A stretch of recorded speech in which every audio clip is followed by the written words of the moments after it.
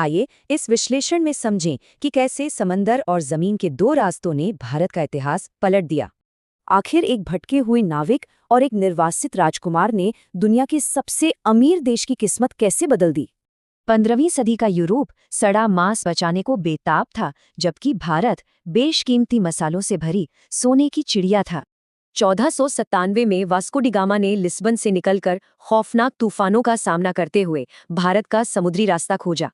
बीमार नाविकों ने हार मान ली थी, लेकिन वास्को की डरावनी चेतावनी ने उन्हें तूफानों से टकराने को मजबूर किया। राजा जामोरिन सोने हीरों से लदे थे। अमीरी का अंतर इतना था कि दरबारी वास्को के सस्ते तोहफों पर हंस पड़े। लेकिन जब वास्को यूरोप लौटा तो उसे अपनी लागत का 64 गुना शुद्ध मुनाफा हुआ। एकदम हैरान करने वाला आंकड़ा। इस भारी मुनाफे ने रातों रात यूरोपीय राजाओं का लालच जगा दिया। उधर जमीन पर नया खतरा मंडरा रहा था। 1526 के पानीपत युद्ध में इब्राहिम लोदी की विशाल सेना के सामने निर्वासित राजकुमार बाबर खड़ा था।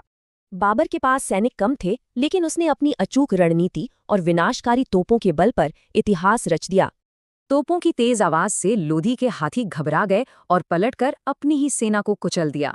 इसी ऐतिहासिक जीत ने शक्तिशाली मुगल राजवंश की नींव रखी, जिसने आने वाली कई पीढ़ियों तक भारत पर राज किया। फिर अकबर का दौर आया। उसने नई सैन्य तकनीक और शानदार नीतियों के जरिए इस साम्राज्य को काफी मजबूती दी।